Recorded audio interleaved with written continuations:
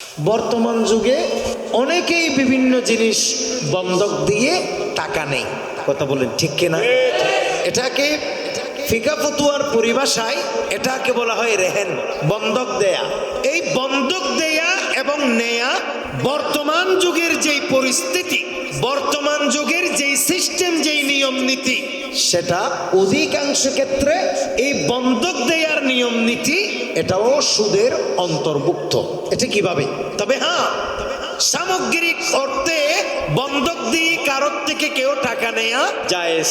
কথার কথা, আমার মোবাইল, আমার টাকা লাগছে 5,000, মোবাইলটা মনে করেন 10,000।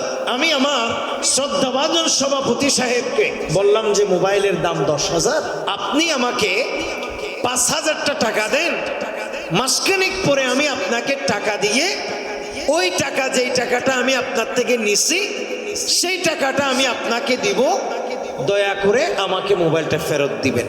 সভাপতি সাহেব বললেন, ঠিক আছে হুজুর, মানুষ টাকার যখন বেশি দরকার আপনার মোবাইলটা তাহলে আমাকে দেন। আমি ওনাকে মোবাইল দিলাম, উনি আমাকে টাকা দিল। এটাকে বলা হয় রেহেন, এটাকে বলা হয় বন্ধক, এটা জায়েজ। একটু জুড়ে বলবেন না সুবহানাল্লাহ? তাহলে আমি আপনাদেরকে কি বললাম, এই যে আমি মোবাইলটা বন্ধক দিয়ে টাকা নিলাম, এটাকে বলা হয় রেহেন, এটাকে বলা হয় বন্ধক, এটাই ইসলামের মধ্যে জায়েজ।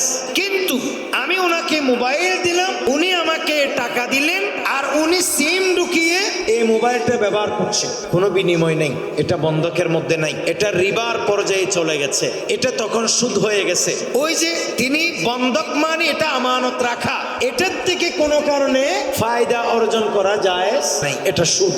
ধরেন আপনার 10টি ঘর আছে ছোট ছোট, আপনার টাকার দরকার, আপনি একজন থেকে 10 লক্ষ টাকা নিয়েছেন, ঘরগুলো ওনাকে বন্ধক দিয়েছেন, যতদিন পর্যন্ত আপনি টাকা দিতে পারবেন না ততদিন পর্যন্ত উনি ঘরগুলো ভাড়া দিয়ে দিয়ে সেখান থেকে মাসে মাসে যা পায় 50,000, 60,000, 10,000 করে করে উনি খাইতে থাকবে।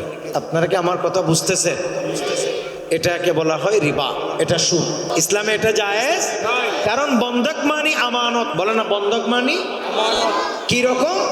10টা ঘর আছে, আমি কাউকে জমা দিলাম, তার থেকে 10 লক্ষ টাকা নিলাম, উনি ওই ঘর জমা রাখতে পারবে কিন্তু ভাড়া দিয়ে উনি খাইতে পারবে না। ঠিক বর্তমান যুগে অনেক জায়গায় এরকম জমি বন্ধক দেয়। আপনি জমির পরিবর্তে 5 লাখ টাকা নিয়েছেন, 5 লাখ টাকা নিয়েছেন জমির পরিবর্তে, আর প্রত্যেক কোণে কোণে উনি ওই জমি চাষ করে করে ওখান থেকে চাল খাইতেছে, ধান খাইতেছে, ক্ষেত কামার করতেছে, ধান নিতেছে, ভাত খাইতেছে, কিন্তু ওই জমি বন্ধক জায়েজ, ঘর বন্ধক দেয়া জায়েজ, মোবাইল বন্ধক দেয়া জায়েজ, ল্যাপটপ বন্ধক দেয়া জায়েজ, সব জায়েজ বন্ধক দেয়া। বন্ধক মানি আমানা, কিন্তু সেই বন্ধক থেকে টাকা দিয়েছেন বলে ফায়দা নেয়া হারাম। হ্যাঁ, কোনো কারণে যদি আপনি এই কথা বলেন, হুজুর আমার জমি তিনাকে বন্ধক দিলাম, এই জমি যদি চাষবাস না করে তাইলে তো 10 বছর 15 বছর এটা খিল পরে থাকবে, জমির মান নষ্ট হয়ে যাবে,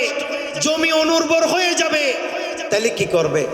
এইরকম হলে যাকে জমি বন্ধক দিছে তিনি চাষবাস করে খাবে, ওই সেখান থেকে কিছু কিছু যার জমি তাকেও দিবে, অনেকটা বাগার মতো। তখন সেটা বর্গা বা বাগা যেটাকে আমরা বলি, সেই বার্গা চাষের মতো অনেকটা, তখন সেটা জায়েজ হবার একটা সূরত আছে।